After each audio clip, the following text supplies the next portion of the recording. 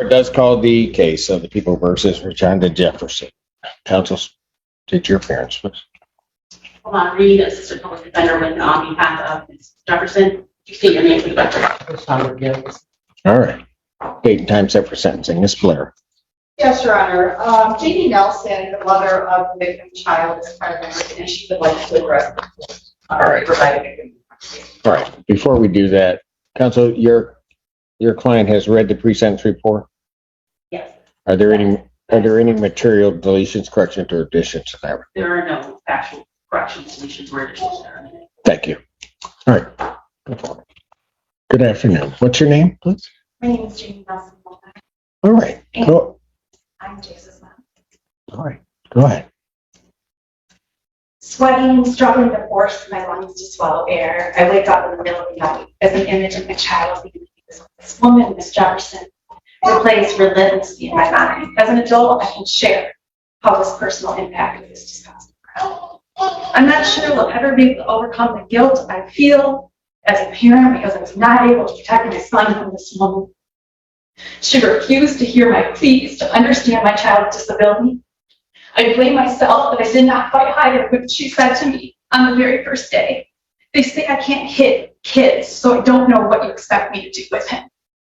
I now live in a constant state of fear when Jace is under the care of an individual I do not personally know. At work, I've been less able to help my own at-risk high school students as they worry about trusting the safety of my own son in the school system that I so love. It is a parent's nightmare to receive a phone call from the police and hear the words, "I need to speak to you about your child." The call was to report that Ms. Jefferson did to my son, but for a moment, the world stopped, and I waited to hear that the child had been killed.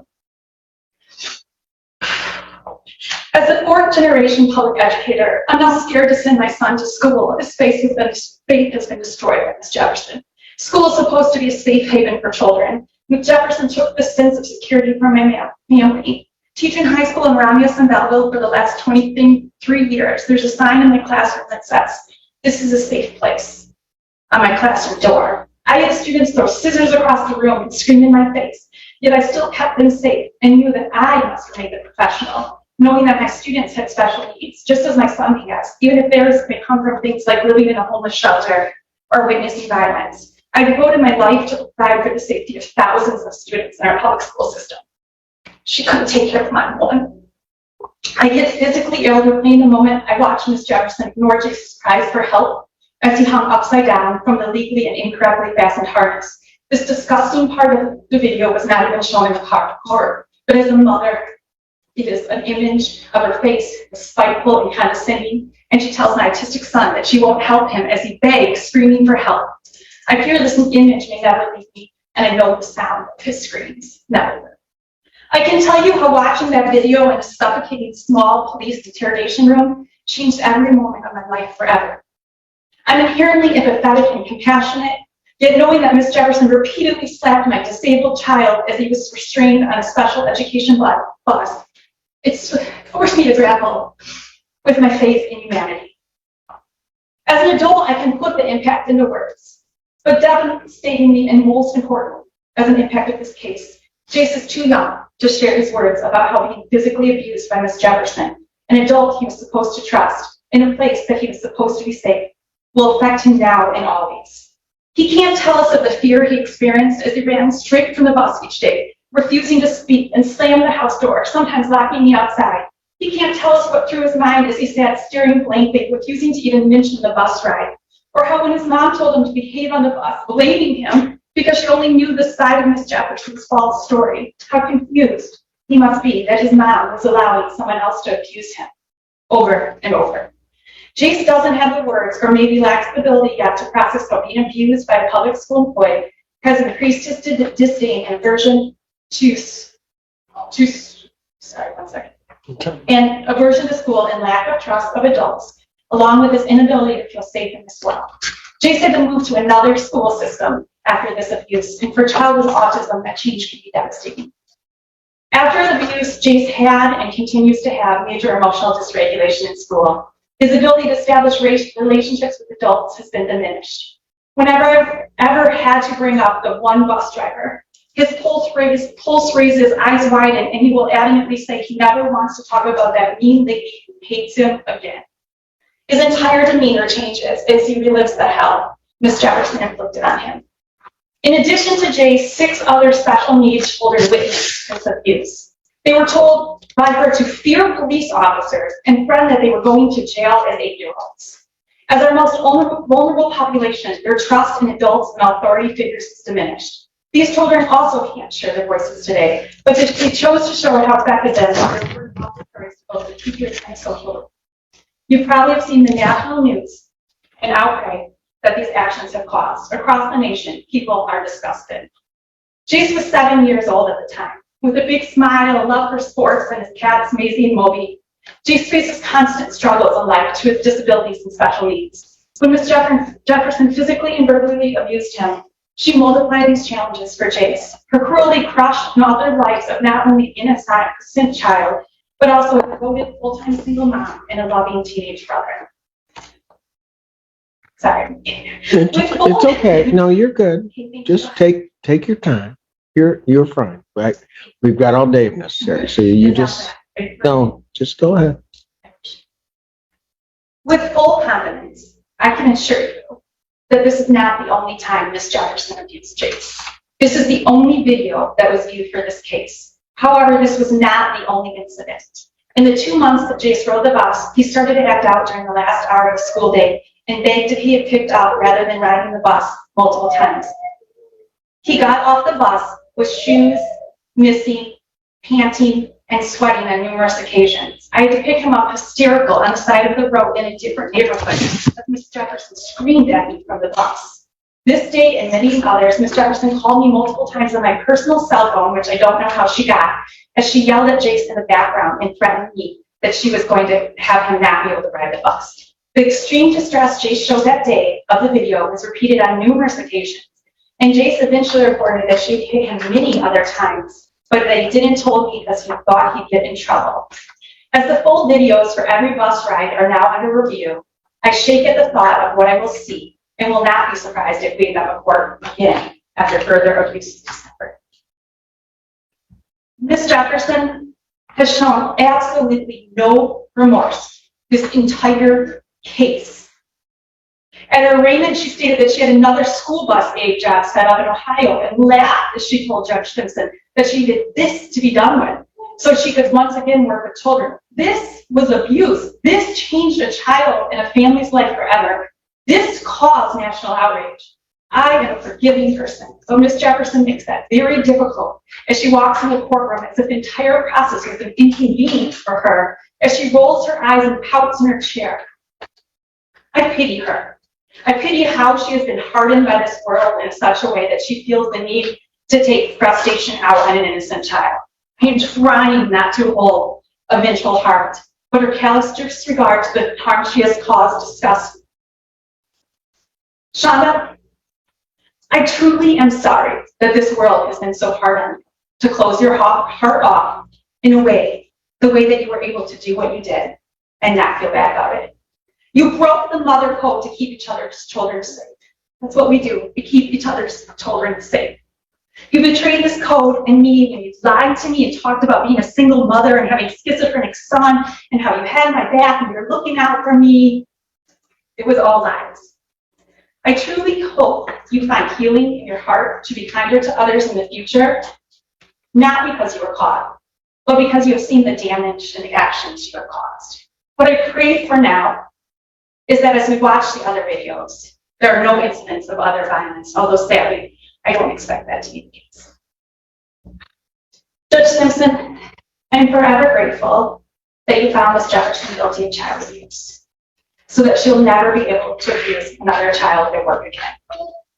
Other children's teachers, and the fact that this video brought attention to how our special needs children are often treated as less than in this world, are glimpses of positivity from this work experience.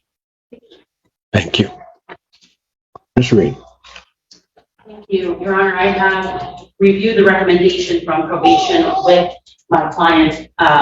Obviously, there is a 60-month probation recommendation, which is quite serious, and she is understanding that she will have to comply with that. There's also a 15-day jail recommendation, and Ms. Jefferson would just like to ask if there was any way for the court to suspend that, as she has significant health issues. She is a person that multiple people in her family rely on for support, and she is also presently the only person at her place of employment, and would cause significant distress for them as well if she had to be taken into custody. She would lose her job and lose the stability that she provides for multiple family members. As I said, there's also a recommendation for 16 months of probation, which is 5 years and is quite significant. And she does understand and is willing to accept that portion of the recommendation. And she is just hopeful that if there's any way for her to avoid any time in custody, that the court would be willing to consider that.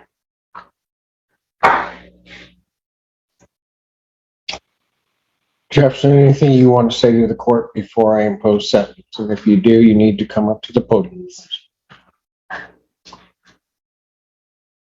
Counsel, you may want to join.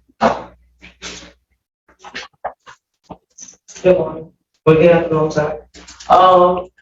Just to start off, Ms. Simpson, I would like to apologize for today, dates or whatever, you know, the harm might be, whatever. But I truly apologize from the bottom of my heart, because I lost my first child, especially the kid as well, but I would never abuse a child. So my thing now is for I accept whatever charge I'm speeding. I would just ask that as far as the lenience towards, like, my daughter just moved in Mississippi here. She came under a job and she got hired for it, and I'm the only one that can babysit my grandbaby at night. It's my only piece for 15 days. If I do 15 days on probably my job now. It's my own spirit. So that's the only thing I just ask the court to kind of please, you know, be lenient towards the 15 days, whatever it's I'm giving, I can, you know, accept that. So it's like my daughter, she starts work, and she starts her orientation this week, and like I literally have nobody to eat my baby at night. So that's my only thing as far as 15 days. Anything else, I take full responsibility. So that's all. I don't know how much to say is, you know, accepting the choice, whatever the decision is, I'm acceptable. I'm truly like sorry, like I didn't mean for this to happen. I have a heart, I really do. So I don't want anybody to feel like I have a cold heart, which I really don't. Ms. Valera, you rose. Yes, Your Honor, I just wanted to bring it to the court's attention. Some of the statements that is being made, I did take that into consideration when I made the recommendation for sentencing. I mean, the actions in this case, especially on a child that is 17 years old, I believe that there is a need or deserves some sort of jail sentence. And so with her situation, I did take that into consideration with the recommendation that I provided. Thank you. Anything else? Court imposes sentence. Let me first start out by at least this court's last observation. You know, Ms. Jefferson, as I listen to you start out your elocution, you turned around to Jace's parents and you, I guess the way I look at it, or what you portrayed to this court, was sort of a very sort of shorthanded shrift of what Jace's mom just got up here and said. Yes, I understand. No, I don't think you do. I really don't think you do. Because after making what maybe in words was an apology, but certainly I don't think in one's heart was an apology. Every next, ma'am, if you want to continue to, no, I'm just going to tell you, if you want to continue to allocute, I'll let you do that. Okay? I will let you say whatever you want to say to this court before I impose sentence. I will not be interrupted once I begin my sentence. So if you have more to say, please do.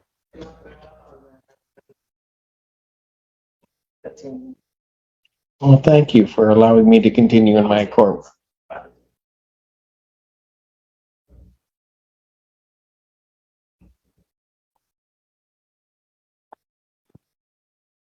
But after that, and I'll just call it what it is, because that so-called apology just now. Everything that then came out of your mouth was not about Jace. It wasn't about what happened that day. Everything that came out of your mouth was all about you.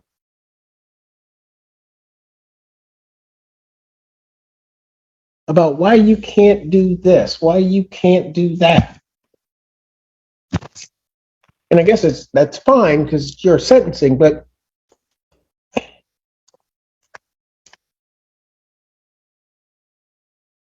that video, what you did to that child, I don't even understand, to be honest with you, how that whole process started out. I cannot even imagine what could be going through, and I think it might have been the driver, that individual, and then you. I just don't even know where the mindset starts to do what you did.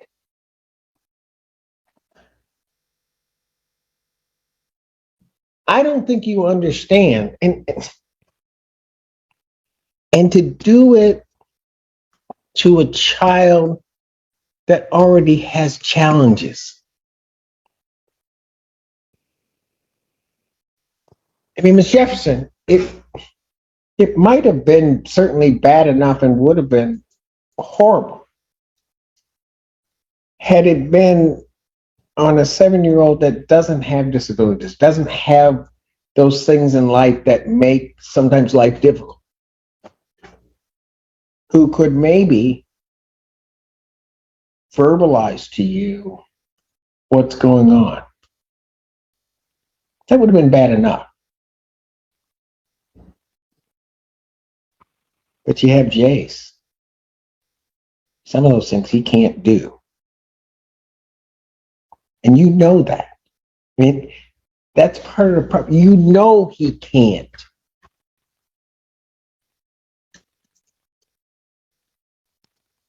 And maybe in some bizarre twist for you that made it okay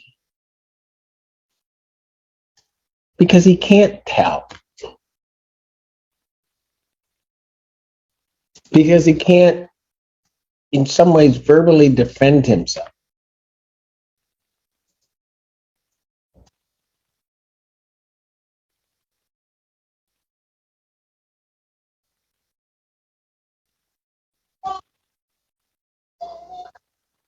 I don't, even if in the moment, and I don't think this is the case, but even if in the moment you sort of lost control, lost your head, because everybody that happens.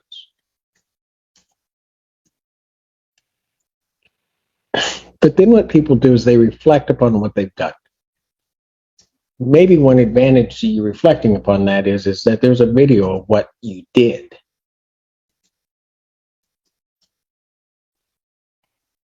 I listened very closely to the testimony that was in the case, and not only on a certain level should you have not done what you did,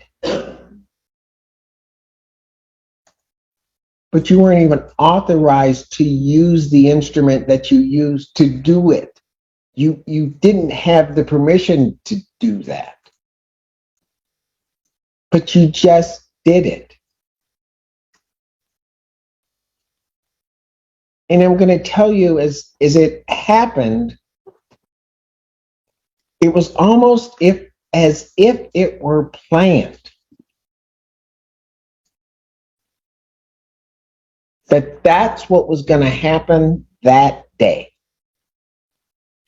Because as I looked at everybody kind of moving around, and there wasn't any hesitation, any like conversation that, well, let's do this because this is, it was almost as if I'm going to hand you this child, he's screaming, and we're just going to, I can't put it, we're just going to strap him down.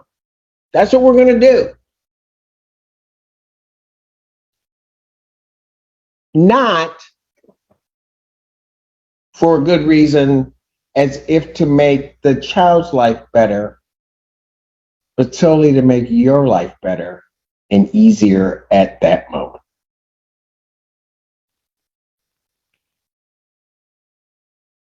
Jefferson, some people don't think maybe I'm paying attention sometimes, but I watched you watch how you acted through that entire trial.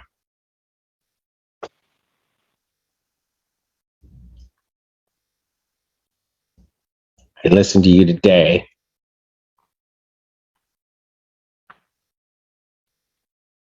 And I have to agree. You have no remorse. You have no understanding of what you've done. None. Now, it may be one thing when people are sitting in a trial and certain evidence is coming out and they react a certain way. But typically, especially in cases like this, between the time that happens and I pronounce guilt and the time of sentencing and the ability to have conversations and again, to reflect on what may have happened,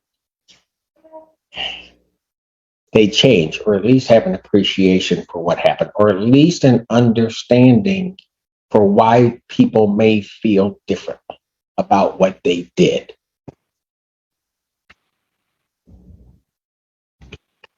Regrettably for you, Ms. Jefferson, and maybe regrettably for us all, I expected to see that from you today. But regrettably, I didn't. I didn't in your voice, in what you said, in anything,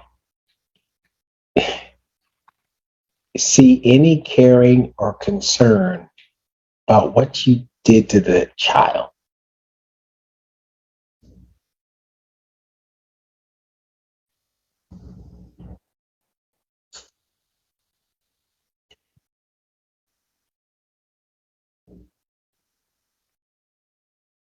And I don't, in some ways, I don't understand that lack of feeling. She got up, and what she was saying to me, and I get it, I come from a long line of educators too. Primary job. It doesn't matter. They can be kindergartners, they can be college students, they can be whatever. The primary job of that instructor or that person in the courtroom is to protect those children. And in a lot of ways, as my parents would say to me, that's because that's somebody's baby. But she got up here and I have to give her credit because I'll be honest with you, if that were my child, I do not know that I could have even tried to address it.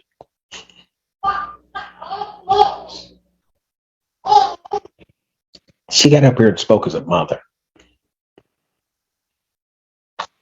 Not necessarily as a victim, or she spoke on behalf of her child. She spoke as a mother. And I don't know how a person hears that. And as I look at you even right now, it has no effect on you. It is as though you don't care.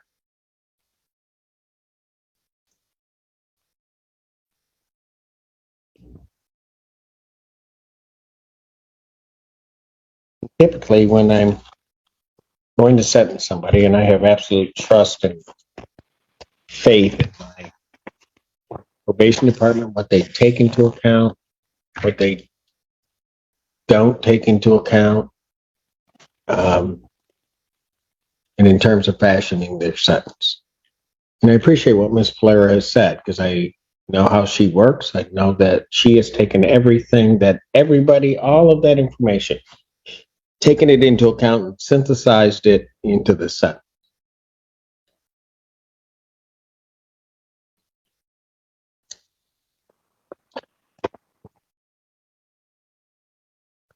It is a sentence of the court.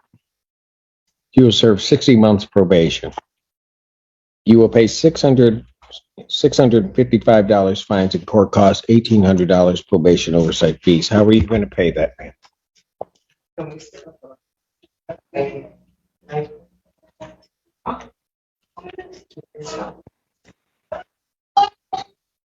It'll be a payment plan as arranged by probation. There is to be no use of alcohol, recreational marijuana, or any illegal drug. You'll be subject to random testing as requested by probation. You are to complete the anger habits program. You are to complete 50 hours of community service. You're to complete 100 hours of community service. I'm changing that.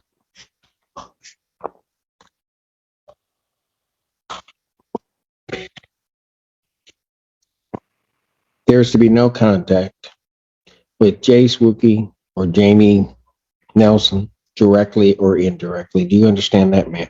Yes, sir. There is to be no use of any type of corporal punishment toward any child. You understand that, ma'am? There is to be no assaultive, threatening, or intimidating behavior. You are not to possess any weapons, firearms, or ammunition, or anything fashioned to be a weapon. Do you understand that? Yes, sir. You are to report to probation as requested by probation, and that will include any home visits. You're to maintain employment with verification to probation. With regard to the jail sentence, ma'am,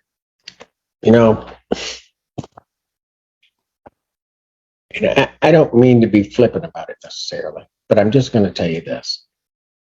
I don't really care if you lose your job. I really don't. Because what you did to that child that day, what you did to somebody's baby that day, in my mind is inexcusable. Any harm that any jail I impose upon you causes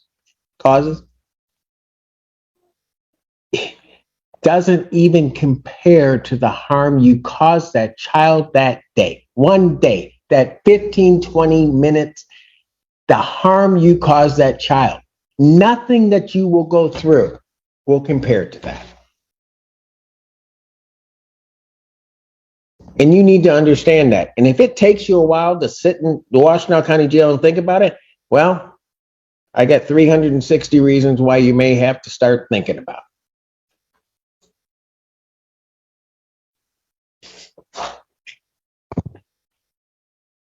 Court orders 365 days in the Washtenaw County Jail. I will give credit for 2 days served. Defendant is remanded to serve an additional 30 days as opposed to the 15. Defendant, and then the balance will be suspended. Defendant's remanded.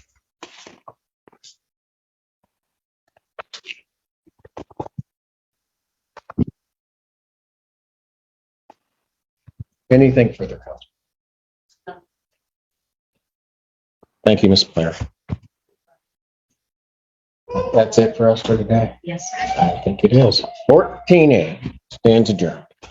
This courtroom sentencing centers on a disturbing child abuse case involving a school bus aide, Ms. Jefferson, who was convicted after physically abusing a 7-year-old boy with autism while he was being restrained on a special education bus.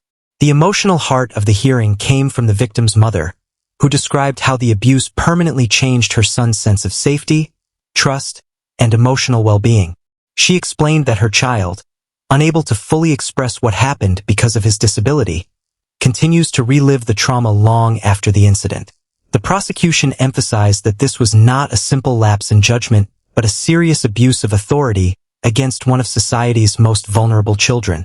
The court also heard that other special needs students witnessed the incident, raising concerns about the wider impact on children who depended on adults for protection. Surveillance video played a critical role, showing conduct that deeply troubled both the public and the court. The defense did not dispute the probation recommendation but asked the judge to suspend the proposed jail sentence. Defense counsel argued that Ms. Jefferson suffered from health issues, supported multiple family members, and would likely lose her job if incarcerated. During her statement, Ms. Jefferson offered an apology but largely focused on the hardships imprisonment would create for her family and employment. The judge was unconvinced. He stated that the apology lacked genuine remorse and noted that Ms. Jefferson continued to focus on herself rather than the harm inflicted on the child. He stressed that every educator has a duty to protect children, especially those with disabilities, and concluded that accountability required more than probation alone. The court ultimately sentenced Ms. Jefferson to 36 months of probation, imposed financial penalties, community service, counseling requirements, strict restrictions on contact with the victim, and increased the jail term to 30 days, explaining that the suffering endured by the child far outweighed the inconvenience incarceration would cause the defendant. If you found this courtroom breakdown informative, be sure to like this video, subscribe to the channel for more true crime and courtroom analysis, and leave a comment sharing your thoughts on the judge's decision.